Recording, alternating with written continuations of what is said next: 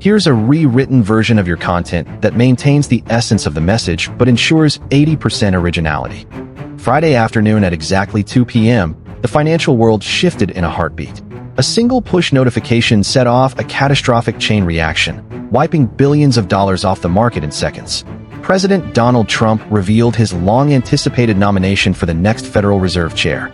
But the name wasn't the easy money advocate Wall Street had been hoping for. It was Kevin Warsh, the former governor, notorious for his hawkish stance and strong opposition to money printing.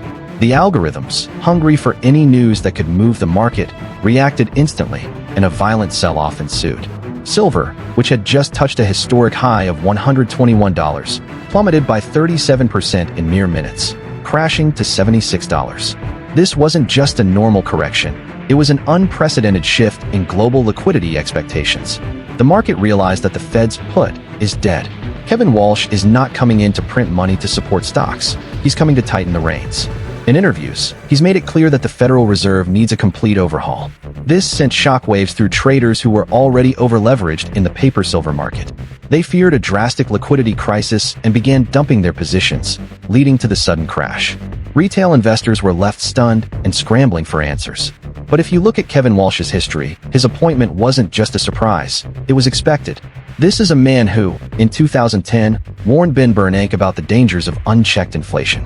Warsh has long been an advocate for a strong, stable currency, and his policies aim to tackle the U.S.'s runaway debt problem. So, while this crash may seem dire, in the long term, his approach could actually be bullish for silver. Why? Because the market is now coming to terms with the reality that the Fed is no longer going to print its way out of debt. The instant liquidity boost from the Fed will end, and that's going to cause a major dislocation in the market. Silver, which offers no yield, thrives on excess liquidity. As soon as traders understood that liquidity was about to dry up, the machine started selling off, pushing the price down and driving the US dollar higher. This move isn't just about silver. It's about a broader shift in market behavior. A 37% drop in a few hours isn't a typical market correction. It's a structural breakdown where leveraged positions evaporated, leaving a vacuum that caused the price to plummet further. Silver is an asset built on market liquidity, not physical fundamentals. What many fail to see is that Warsh's policies, while painful in the short term, may actually be preparing silver for a future bull run. As the Federal Reserve winds down its bond-buying spree, the U.S. government's debt problem will become unavoidable. With $36 trillion in national debt, the government can't survive high interest rates for long. And so, the silver market is being sold off right now in fear of high rates. But this is setting up a scenario where silver will thrive as a hedge against financial chaos. We are witnessing something similar to the 1980s when Paul Volcker raised rates to combat inflation, sending silver and gold into temporary declines. The system was reset then, and it's about to be reset again. The key difference is that the U.S. is now in a far more vulnerable position, with its economy already on the brink due to massive debt levels. Here's where the situation gets even more interesting. While the paper market is crashing, the physical silver market is experiencing a fascinating disconnect. On Friday, even as silver futures plunged, bullion dealers held their prices high. The physical silver market is signaling that the crash in the paper market doesn't reflect the real value of the asset.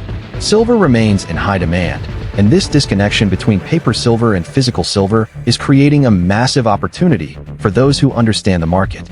The biggest problem with the paper market is that it is being driven by speculators who are betting on trends rather than the fundamental reality of supply and demand. In the real world, silver is essential for everything from solar panels to electronics. And this growing demand for silver in industrial applications is not going away, regardless of what happens in the futures market. The real question now is, how do you play this volatile market? The smart money is already moving into the physical market, bypassing the paper game altogether. Companies like Samsung are negotiating directly with silver miners to secure their supply lines. They understand that relying on the paper market, where supply is inflated and manipulated, is a dangerous game. So, they're going straight to the source, locking in physical silver before it's too late. And it's not just the tech companies. The solar industry is in a full-on panic about silver shortages. With silver prices so low, recycling centers have stopped processing e-waste, cutting off a significant source of supply. As the price of silver falls, the ability to recycle it becomes less profitable, further tightening supply in the long term. The most troubling part of this whole event is that the paper price of silver has become disconnected from the physical reality. The price in New York is crashing, while in Shanghai, silver prices are higher, creating an arbitrage opportunity that is draining the physical market. What's happening is that smart money is buying up every available ounce of silver, pulling it off the markets and leaving nothing behind for speculators.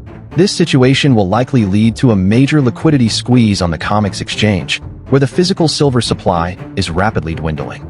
If the demand for delivery exceeds the available silver, the exchange will be forced to default on its obligations, effectively admitting that it cannot fulfill its contracts.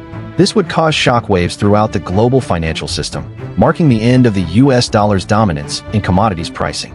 But despite the panic, there's still a chance for those who understand the game. The collapse in silver prices is a bear trap designed to shake out the weak hands.